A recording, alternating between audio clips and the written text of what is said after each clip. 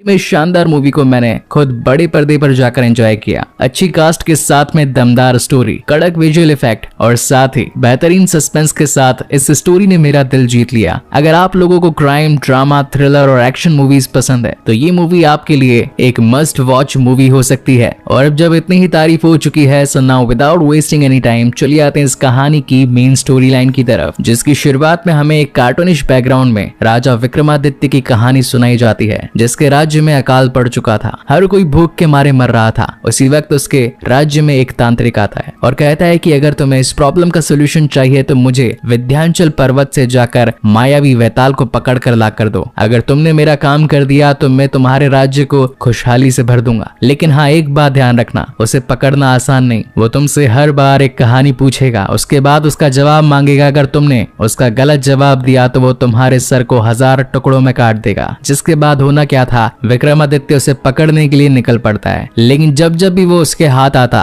वैताल उसे एक नई कहानी बताकर असमंजस की स्थिति में डाल देता। और इसी के साथ कहानी आती है प्रेजेंट टाइम में, जहां पर हम विक्रम और साथ ही उसकी एनकाउंटर स्पेशलिस्ट टीम को देख पाते हैं, जो कि स्पेशली गैंगस्टर वेदा को और उसकी टीम को मारने के लिए ही बिल्डअप करी गई थी। इस वक्त इनकी टीम में एक न्यू ऑफिसर भी ज्वाइन होता है, जिसका नाम होता है दीपक। हालांकि उसने पहले ऐसा कोई काम किया नहीं था, लेकिन विक्रम उसे विश्वास दिलाता है कि तुम ये काम जरूर कर पाओगे। उन्हें अपने एक मुखबिर से ये इन्फॉर्मेशन मिली थी कि वो लोग इसी घर में छिपे हैं। हालांकि वहां पर दबे पांव जाते वक्त वो अपनी टीम से बातें भी कर रहा था, जहां पर उसकी टीम इन कुछ दिनों में अपने साथ बीते वाक्यों को बता रही थी। कोई कहता है कि उसने एक बाइक ले ली, कोई कहता है कि उसके बेटे का दाखिला एक अच्छी स्कूल में हो गया, कोई कहता है कि उसने अपने पिता का लोन एक बार में ही चुका दिया। और अब बारी आ चुकी थी एक्शन की, जहां पर दरवाजा खोलकर विक्रम की टीम उन सभी गैंगस्टर पर धमाधम गोलियां बरसा देती है। और यहीं पर एक शानदार एक्शन और फाइटिंग सीन में दिखाया जाता है, जहां पर वेदा की टीम और साथ ही विक्रम की टीम के बीच में काफी ज्यादा फायरिंग होती है। जिसके बाद विक्रम के हाथ मुनि नाम का एक गैंगस्टर लगता है और वो उससे वेदा के बारे में पूछता है कि आखिर उसका हाइड आउट कहां पर है, लेकिन मुनि उसे कुछ नहीं बताता, जिस वजह से विक्रम उसे भी जान से मार डालता है। लेकिन इसी बीच कहानी में ट्विस्ट आता है और हम व्यूअर्स को ये पता चलता है कि उस पूरे एनकाउंटर में एक शख्स ऐसा भी मारा गया जो कि निहत्था था, यानी कि उसके हाथ में कोई बंदूक नहीं थी और वो बाय मिस्टेकन यहाँ पर आया था। लेकिन अब मर्डर हुआ है तो इस मिस्ट्री को सॉल्व भी तो करना पड़ेगा। इसी वजह से विक्रम ने इस पूरे हत्याकांड को बड़े ही बेहतरीन तरीके से प्लान आउट किया कि किस तरीके से हमने अंदर उन्हें पकड़ने की कोशिश करी, उन्होंने हमारे ऊपर फायरिंग करी और हमने डिफेंस में अगेन उन पर फायरिंग करी। इस पूरे सीक्वेंस में हमारे एक पुलिस वाले को भी गोली लग गई, लेकिन फाइनली हम लोगों ने उन सभी को खत्म कर दिया। इस पूरे प्लान को सुनकर विक्रम की बात से सारे टीममेट्स अग्री होते हैं और इसी प्लान को आगे कंटिन्यू करते हैं। जिसके बाद वो घर पहुंचता है और यहाँ पर हमें विक्रम की वाइफ प्रिया दिखाई जाती है, जो कि बाय प्रोफेशन एक लॉयर होती है। पति पुलिस वाला और पत्नी एक वकील। दोनों की जोड़ी तो निराली थी, लेकिन आगे इस जोड़ी के साथ और क्या क्या होने वाला है वो मैं आपको आगे बताऊंगा। यहाँ पर विक्रम एक बाइक को रिपेयर करता है। बेसिकली उसके पिता की बाइक थी और वो उसे पिछले कई सालों से रिपेयर कर रहा था, लेकिन सिर्फ एक पार्ट की वजह से उसकी ये बाइक अभी तक बनी नहीं थी। इसी बीच हमें इन दोनों की एक छोटी सी लव स्टोरी भी दिखाई जाती है और साथ ही ये भी दिखाया जाता है कि कैसे इन दोनों के रिश्ते की शुरुआत हुई। हालांकि स्टार्टिंग में ये दोनों ही आपस में एक दूसरे को पसंद नहीं करते थे,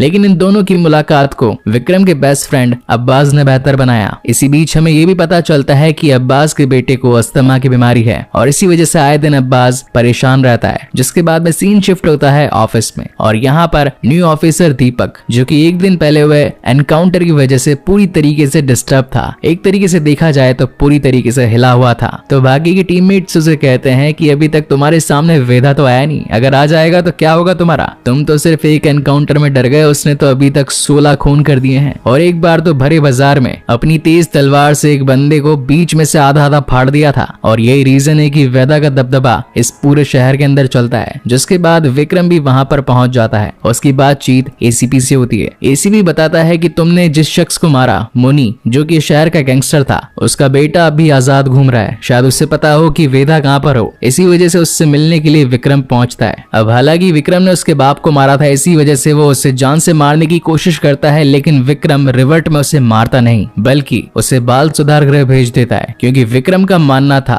कि बाप के कर्मों की सजा बेटे को नहीं मिलनी चाहिए। जिसके बाद वो दीपक को लेकर एक मैकेनिक शॉप पर पहुंचता है, जहां पर वो अपने पिता की गाड़ी को ठीक करने के लिए एक चेन सॉकेट की मांग करता है, लेकिन वो तो मार्केट में अवेलेबल ही नहीं था। वहीं पर सीन शिफ्ट होता है मेन हेडक्वार्टर्स में और यहाँ पर यह मुद्दा उठाया जाता है कि विक्रम मन मुताबिक काम कर रहा है, जिसको आए उसको ठोक रहा है और एनकाउंटर में अभी तक 18 से ज्यादा लोगों को मार चुका है। प्रोटोकॉल्स नाम की भी कोई चीज होती है या नहीं, उस पर एक्शन लिया ही जाने वाला होता है कि तभी अब्बास बीच में बोल देता है कि ये सब कुछ मैंने किया है, इस पूरे टास्क को मैं लीड कर रहा था, इसलिए अगर आपको एक्शन लेना है तो मुझ पर लीजिए। वहीं सीन शिफ्ट होता है रात में, जहां पर अब्बास, विक्रम और एसीपी साथ बैठकर थोड़ा क्वालिटी टाइम स्पेंड कर रहे थे। एसीपी बताता है कि ये मेरे पुरखों की जमीन है, हालांकि इसे थोड़े से रिनोवेशन की जरूरत है, लेकिन हाँ जल्दी करवा दूंगा जब पैसा आ जाएगा। वहीं अब्बास अपने बेटे के अस्थमा की बीमारी से परेशान था और सोच रहा था कि इलाज उसका जल्द से जल्द करवाना पड़ेगा, लेकिन पैसों की जरूरत है। तो विक्रम कहता है कि अगर कोई जरूरत हो तो मुझे बोल देना, मैं तुम्हारी हेल्प कर दूंगा। वहीं सीन शिफ्ट होता है नेक्स्ट डे और यहाँ पर पूरी पुलिस टीम को अपने मुखबिर से ये इन्फॉर्मेशन मिलती है। वेदा इस वक्त पुरानी मंडी में है और अब जब इस टीम को इतनी बड़ी खबर मिल चुकी थी तो ये सभी अपनी प्लानिंग में लग जाते हैं। हर पुलिस वाला अपनी गन, अपनी पोशाक और साथ ही सेफ्टी गार्ड्स को लेकर तैयार था वेदा को पकड़ने के लिए। लेकिन तभी एंट्री होती है पुलिस स्टेशन में वेदा की, जो कि खुद आकर उन सभी पुलिस वालों के सामने सरेंडर कर देता है, जिसके बाद उसे इंटरोगेशन रूम में बैठाया जाता है। हर पुलिस वाला उसे अपने तरीके से क्वेश्चन पूछता है। करीब 5 से 6 पुलिस वाले अलग अलग आकर उसे डराते हैं, धमकाते हैं और अलग अलग चीजें बोलते हैं, लेकिन वेदा का तो उस पर कोई असर नहीं होता, वो उनसे बात तक नहीं करता। जिसके बाद बारी आती है विक्रम की और जैसे ही वो आता है वेदा बोलना स्टार्ट करता है कि एक कहानी सुनाए आपको, जिस पर विक्रम कहता है कि मैं जानता हूँ तुम मुझे कहोगे कि मेरा बचपन गरीबी में बीता,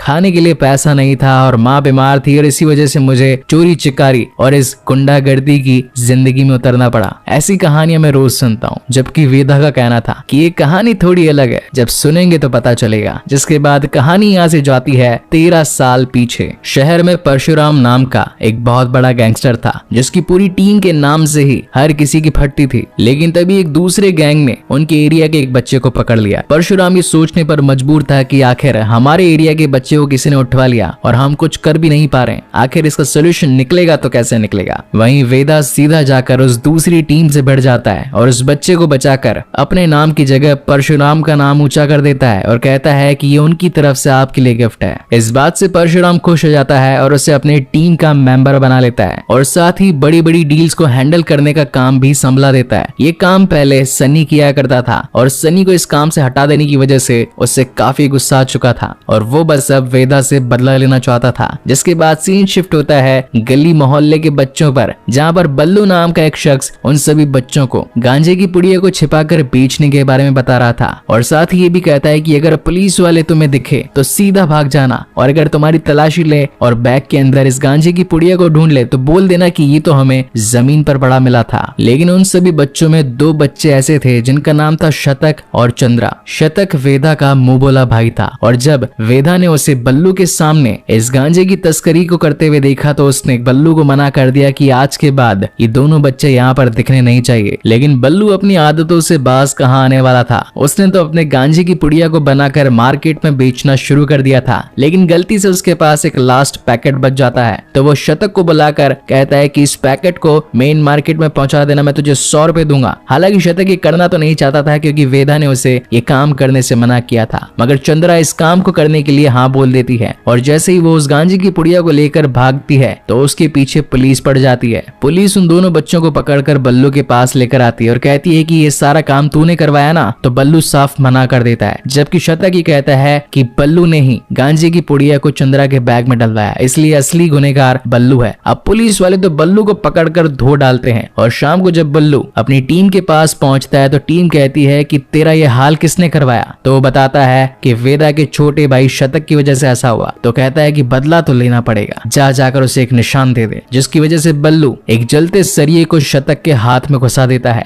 नेक्स्ट डे जब वेदा अपने भाई शतक को देखता है कि उसके हाथ के अंदर सरिया घुसा दिया बल्लू ने, तो वो क्रोध की ज्वाला में जलता हुआ अपना बदला ले डालता है। अब कहानी वापस इंटेरोगेशन पर आती है, जहाँ पर वेदा का विक्रम से पूछना था एक अपराध हुआ है तो एक सजा भी मिलेगी, लेकिन सजा किसे मिलेगी, जिसने उस बच्चे के हाथ में जलता सरिया डाल दिया या फिर जिसने इस निशान को लगाने के लिए बोला। अब यहाँ पर विक्रम कहता है कि क्यों ना दोनों को ही मार दिया जाए, क्योंकि इन दोनों ने ही गलती करी है। लेकिन गैंगस्टर का रूल था कि अगर गलती एक हुई है तो सजा भी एक को मिलेगी, जिस पर विक्रम कहता है कि ठीक है मुझे सोचने दो। जिसके बाद वो ये आंसर देता है कि बल्लू सिर्फ एक ट्रिगर था, जबकि गोली चलाने वाली उंगली बेसिकली उसका बॉस था, यानी कि अगर सजा देनी है तो उसके बॉस को देनी चाहिए। जहाँ पर फ्लैशबैक में हमें ये पता चलता है कि एक्चुअल में वेदा ने बल्लू को नहीं बल्कि बल्लू के बॉस को मारा था। और जैसे ही उसकी कहानी फिनिश होती है तभी वकील पहुंच जाता है उसकी बेल करवाने के लिए, और वो वकील और कोई नहीं बल्कि प्रिया ही होती है, यानी कि विक्रम की वाइफ। इस वजह से विक्रम को काफी ज्यादा गुस्सा आता है और वो प्रिया पर आग बबूला हो जाता है और कहता है कि मैंने इतनी मुश्किल से वेदा को पकड़ा और तुमने उसे छुड़वा दिया, जबकि प्रिया का कहना था कि वो निहत्थे थे, वो मेरे क्लाइंट है और उन्होंने खुद आकर पुलिस स्टेशन में सरेंडर किया था, और वैसे भी ये मेरा काफी बड़ा केस है, मैं इसे छोड़ नहीं सकती। अपने आप को शांत करने के लिए विक्रम अपने पिता की बाइक को रिपेयर करने के लिए पहुंच जाता है और तभी उसे एकदम से क्लिक होता है, वो निहत्था शख्स जो कि उस एनकाउंटर में मारा गया था वो और कोई नहीं बल्कि शतक ही था। उसी वक्त उसे अब्बास का कॉल आता है और वो उसे बताता है कि चंद्रा जो कि वेदा की टीम पार्टनर है वो मिल चुकी है और वो अकेला उससे खत्म करने के लिए जा रहा है। विक्रम कहता है कि मैं भी आता हूँ, रुक जाओ, लेकिन अब्बास अकेले ही निकल जाता है और थोड़े टाइम बाद ये खबर आती है कि अब्बास उन गैंगस्टर के एनकाउंटर में मारा गया। इस खबर से विक्रम को काफी बड़ा धक्का लगता है और जब वो ये खबर उसके घर पर आकर देता है तो उसकी बीवी और उसका बच्चा पूरी तरीके से टूट चुके थे। नेक्स्ट डे पुलिस स्टेशन में विक्रम का कहना था कि इस खून को करवाने के पीछे वेदा का ही हाथ था, जबकि प्रिया ये बताती है कि वेदा तो उस वक्त एक शादी में थे, तो आखिर वो ये कत्ल कर ही कैसे सकते हैं। विक्रम को ये बात तो समझ में आ चुकी थी कि अगर वेदा को पकड़ना है तो सीधी उंगली से काम नहीं आएगा, उंगली को टेढ़ा करना पड़ेगा। इसी वजह से वो अपनी वाइफ प्रिया को ही अपने शक के निशाने पर ले लेता है, उसका फोन टैप करता है और उसके पीछे पीछे जाता है। कोर्ट के कुछ डॉक्यूमेंटेशन पर प्रिया को वेदा के साइन चाहिए थे और यही मौका पाकर विक्रम उसके पीछे निकल पड़ता है। इसी के साथ विक्रम की पूरी टीम वहां पहुंच चुकी थी जिस मोहल्ले में वेदा रहता था,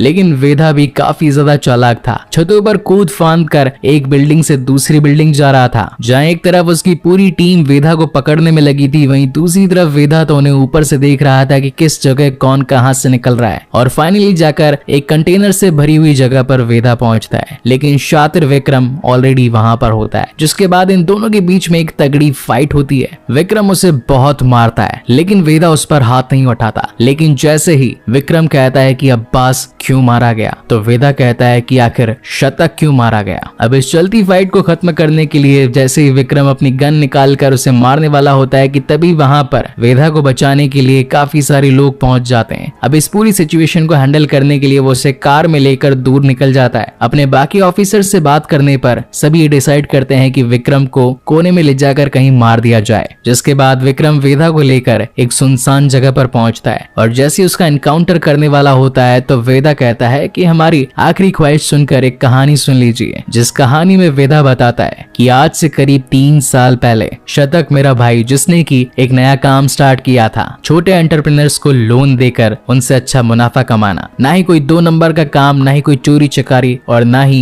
गैंगस्टर पना, बिल्कुल 1 नंबर का काम था। और इस बार शतक ने एक बड़ी इन्वेस्टमेंट करने की सोची थी, लेकिन वेदा के पास इतनी बड़ी इन्वेस्टमेंट के लिए पैसा नहीं था। इसी बीच परशुराम से वेदा को एक काम मिलता है कि शहर के अंदर इलेक्शन होने वाले, अपोजिशन पार्टी को हटा दो तो मेरा रास्ता क्लियर हो जाएगा। उस अपोजिशन पार्टी के पास से करीब 1 करोड़ रुपया बरामद हुआ था। इस पैसे को ले जाकर जैसे ही वेदा परशुराम को देता है तो वो कहता है कि मैं तुझसे खुश हुआ और मैंने सुना है कि तेरा भाई आजकल 1 का 2 कर रहा है, अच्छे काम में पैसा लगा रहा है, तो ठीक है, ये 1 करोड़ रुपया तू रख और मुझे इसका 2 करोड़ करके दे। इनडायरेक्टली वेदा को चाहिए था पैसा ताकि वो अपने भाई की मदद करके इस 2 नंबर के धंधे से निकल सके, और फाइनली उसका ये सपना पूरा हो चुका था। जिसके बाद एक शानदार अल्कोहलिक डांस होता है, लेकिन नेक्स्ट डे ये पता चलता है कि उनके घर से कोई वो पैसा लेकर भाग गया और साथ ही चंद्रा को भी किडनैप कर लिया। वेदा को सनी पर शक था, इसलिए वो परशुराम के पास जाकर सनी से सारा सच उगलवाता है, लेकिन परशुराम कहता है कि मुझे सनी पर पूरा भरोसा है, उसने काम नहीं किया होगा, तुमने मेरा 1 करोड़ रुपया गवाया और अब वापस से मुझे मेरा पैसा चाहिए, जब तक पैसा नहीं लाकर दोगे तब तक दूसरा कोई काम भी नहीं कर सकते। जबकि दूसरी तरफ सच्चाई तो कुछ और ही थी। चंद्रा को किसी ने किडनैप नहीं किया था, बल्कि चंद्रा ने खुद उस पैसे को चुरा कर अपने आप को अंडरग्राउंड कर लिया था ताकि इस 1 करोड़ का 2 करोड़ बनाकर उन्हें डायरेक्ट परशुराम को ना देना पड़े और उनकी खुद की लाइफ सेट हो जाए, क्योंकि चंद्रा शतक से प्यार किया करती थी और बचपन से ही ये साथ में थे। जब इस बात का पता वेदा को चला कि वो 1 करोड़ रुपया चंद्रा के पास है तो वो फाइनली उस पैसे को ले जाकर परशुराम को दे देता है। लेकिन परशुराम उससे एक बात कहता है कि हम इतने बड़े गैंगस्टर हैं, हमारे नाक के नीचे से किसी ने हमारा पैसा गायब किया और मुझे सजा भी ना दें, हमारे इस काम के भी कुछ रूल्स हैं, अगर किसी ने हमारे साथ गद्दारी करी तो तुम जानते हो कि उसका क्या अंजाम होता है। अब वेदा करता तो क्या करता? चंद्रा को मारता तो उसका शतक, उसका भाई जो कि उसकी जिंदगी थी, वो खत्म हो जाता। और अगर चंद्रा को नहीं मारता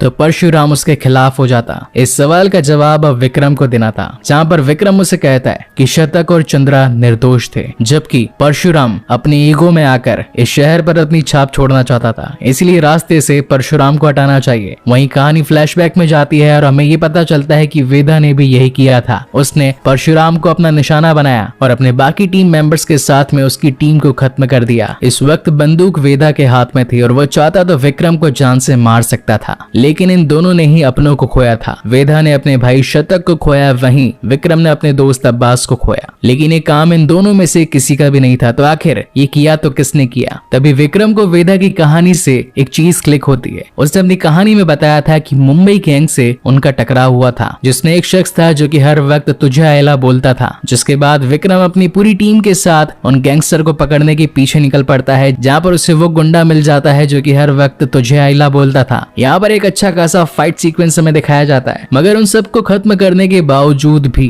विक्रम को इस सवाल का जवाब नहीं मिला था कि आखिर अब्बास क्यों मारा गया। इस बात से वो प्रिया के साथ भी काफी परेशान लग रहा था। तब प्रिया उसे बताती है कि मेरे क्लाइंट यानी कि वेदा ने मुझे कहा था कि अगर तुम किसी वक्त कहीं फंस जाओ तो कुलछा निहारी करके रास्ता दिखा देना। वेदा की स्टोरी में कुलछा निहारी की ये कहानी थी कि जब वो 1 करोड़ रुपया लाया तो परशुराम ने खुश होकर उसे वो पैसा वापस दे दिया था, लेकिन ये बात बल्लू को कुछ ज्यादा राज नहीं आई थी। और फाइनली विक्रम इस कंक्लूजन पर पहुंचता है कि बल्लू जो कि इतने टाइम से वेदा के साथ था, उसी ने वेदा को मारने के लिए सबसे पहले हमें फेक इन्फॉर्मेशन दी और ये चक्रव्यूह रचा कि हम पुलिस वाले वेदा को मार दे तो बल्लू का रास्ता क्लियर हो जाए। और अब जब ये बात वेदा को पता चल गई थी कि बल्लू ही असली क्रिमिनल था जिसकी वजह से उसका भाई शतक मारा गया, तो वो सबसे पहले उसे ही अपने रास्ते से हटाता है। इस वक्त विक्रम भी वहां पर खड़ा था और विक्रम उसे शूट करने वाला होता है, लेकिन तभी वेदा कहता है कि इसके पीछे एक कहानी और है, क्या तुम ये नहीं जानना चाहते कि इस एनकाउंटर में अब्बास क्यों मारा गया? जिसके बाद कहानी एक और फ्लैशबैक में जाती है और यहाँ पर हमें पता चलता है कि वेदा ने अपने दबदबे को और ज्यादा गहरा करने के लिए मुंबई से AK-47 और कई सारी बंदूकें मंगाई थी और इसकी वजह से तो वेदा का कहर पूरे शहर पर बरस रहा था। एक छोटा गुंडा पूरे शहर का डॉन बन चुका था, लेकिन ये बात बल्लू को रास नहीं आई थी और बल्लू चाहता था कि इस डॉन से भी बड़ा डॉन इस शहर में लाकर खड़ा कर दे जो कि वेदा को रास्ते से हटा दे। और यही रीजन था कि बल्लू ने अब्बास के साथ दोस्ती करी और उसके साथ मिलकर एक एनकाउंटर स्पेशलिस्ट टीम को क्रिएट करवाया। और इतने टाइम से जो भी एनकाउंटर्स हो रहे थे वो बल्लू के कहने पर अब्बास कर रहा था और अब्बास की पूरी टीम को उसका पैसा भी मिल रहा था। मगर एक दिन अब्बास का जमीर जाग गया और उसने अपने इस काम को छोड़ देने के बारे में सोचा। इस वक्त बल्लू के कब्जे में चंद्रा थी और अब्बास उसे बचाना चाहता था, मगर इसी बीच उसी की टीम उसके साथ गद्दारी कर देती है और अब्बास को जान से खत्म कर देती है। ये बात जब विक्रम को पता चली तो वो अपनी टीम के खिलाफ हो जाता है और हर एक को बंदूक के निशाने पर रख देता है। ये सारी टीम जो कि हमेशा से विक्रम को अपनी बातें बताया करती थी कि किसी ने अपने पिता का लोन चुका दिया, किसी ने एक ही दिन में बाइक खरीद ली, किसी ने अपने बेटे को महंगी स्कूल के अंदर दाखिला दिलवा दिया। क्या पुलिस की नौकरी में इतना पैसा होता है? बिल्कुल नहीं होता है। ये सारा पैसा कहीं और से आ रहा था। जिसके बाद तो अगेन एक बहुत बड़ा एनकाउंटर होता है। एक शानदार फाइटिंग सीक्वेंस हमें दिखाया जाता है जिसके अंदर विक्रम अपनी पूरी टीम पर गोलियां बरसा रहा था और वहीं पर वेदा उसका साथ निभाता है और उन सभी पुलिस वालों को खत्म करने में उसकी मदद करता है। हालांकि इन दोनों में ही ये डील हुई थी कि कोई भी किसी को जान से नहीं मारेगा, अगर गोली मार दी है तो पैर पर ही मारनी है। ये सारे पुलिस ऑफिसर्स उसे जिंदा चाहिए। और एक तगड़े फाइट सीक्वेंस के बाद में आखिर में सिर्फ 2 ही बचते हैं, विक्रम और वेदा। हालांकि इन दोनों ने ही अपनी अपनी गुत्थी तो सुलझा ली थी कि आखिर अब्बास क्यों मारा गया और शतक क्यों मारा गया, लेकिन इस वक्त भी दोनों के दिल में ही ये सवाल था कि क्या उस पुलिस वाले को, उस क्रिमिनल को मार देना चाहिए जिसने अभी तक 16 खून किए, या फिर उस क्रिमिनल को छोड़ देना चाहिए क्योंकि उसने उसकी जान बचाई और साथ ही उसके दोस्त के कातिलों का पता लगाया। और इसी तगड़े सस्पेंस के साथ ये शानदार मूवी यहीं पर खत्म हो जाती है। सो गाइस, आपको ये वीडियो कैसा लगा प्लीज मुझे लाइक और कमेंट करके जरूर बताइएगा और अगर पहली बार इस चैनल पर आए हैं तो इसे सब्सक्राइब जरूर कीजिएगा क्योंकि इसके बाद में मैं एक और बेहतरीन मूवी आप लोगों के लिए लेकर आऊंगा। सो तब तक के लिए keep watching and stay safe. मिलते हैं अगले वीडियो में।